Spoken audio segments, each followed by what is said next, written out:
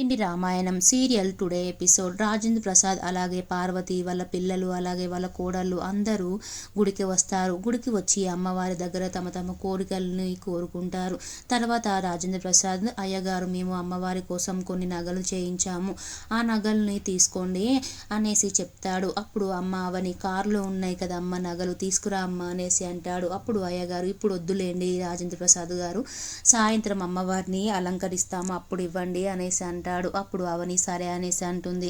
తర్వాత రాజేంద్ర ప్రసాద్ పార్వతి వాళ్ళ పిల్లలందరూ సంక్రాంతి సెలబ్రేషన్లో పాల్గొంటారు.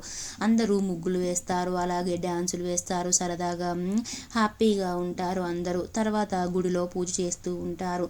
పూజ చేస్తుండగానే ఏకలింగం వస్తాడు. ఏకలింగం వచ్చి అమ్మవారి దగ్గర ఊళ్ళో వాళ్ళందరూ ప్రజలందరూ బాగుండాలమ్మా, ఈ ఊరు బాగుండాలనేసి మొక్కుకుంటాడు.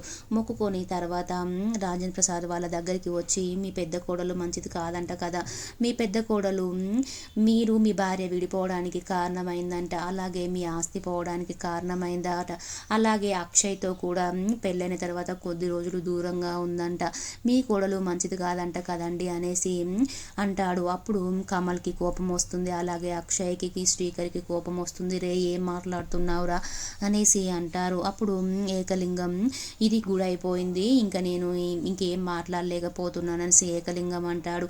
అప్పుడు కమల్ కొట్టబోతాడు. అప్పుడు ఊళ్ళో ఉన్న పెద్ద మనుషులు తను ఎంతైనా సర్పంచ్, తనని ఒక దెబ్బ తన మీద పడ్డా కానీ మిమ్మల్ని ఊరి పొలిమేర కూడా దాటనివ్వం అనేసి అంటారు.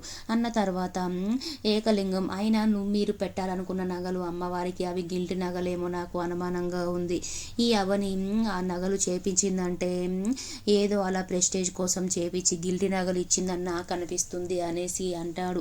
అప్పుడు అవని లేదు మేము గిల్టి నగలు చేయించలేదు, బంగారు నగలు చేయించామనేసి అవని అయ్యగారికి ఇస్తుంది. ఇచ్చిన తర్వాత అక్కడ పెద్ద మనుషులు ఆ నగలు చూసి ఇవి గిల్టి నగలు అనేసి అంటారు. అప్పుడు రాజేంద్ర ప్రసాద్ పార్వతి వాళ్ళందరూ షాక్ అయిపోతారు, అవి బంగారు నగలే అనేసి అవని అంటుంది. అప్పుడు చూసారా ఏకలింగం అంటాడు, చూసారా తను గిల్టి నగలు తెచ్చి బంగారు నగలని ఊళ్ళో వాళ్ళందరినీ నమ్మించాలని చూస్తుంది, పెద్ద ప్రెస్టేజ్ లాగా ఫీల్ అయ్యి నగలు చేయించాను అమ్మవారికి అని అబద్ధం చెప్పుతుంది, గిల్టి నగలు తెచ్చింది అనేసి ఏకలింగం అంటాడు. అప్పుడు ఏంటమ్మా అవని అనేసి రాజేంద్ర ప్రసాద్ అంటాడు. అప్పుడు అవని అమ్మవారి దగ్గరికి వెళ్ళి గంట కొడుతుంది. అమ్మవారు మీరు నిజంగా ఉన్నారంటే ఈ నిజం బయటపడాలి, గిల్టి నగలు ఎవరు అక్కడ పెట్టారో బయటపడాలి అనేసి అంటుంది, మొక్కుకుంటుంది. అప్పుడు ఏకలింగం ఏమైంది అవని ఏం మాట్లాడట్లేవు అనేసి తను అంటాడు. అప్పుడు అవని వెనుకకు తిరిగి అమ్మవారి రూపంలో రే ఏకలింగం అనేసరికి ఏకలింగం పారిపోతూ ఉంటాడు. పారిపోతుంటే అవని అమ్మవారి స్థూలం పట్టుకొని ఏకలింగంని పరిగెత్తిస్తుంది.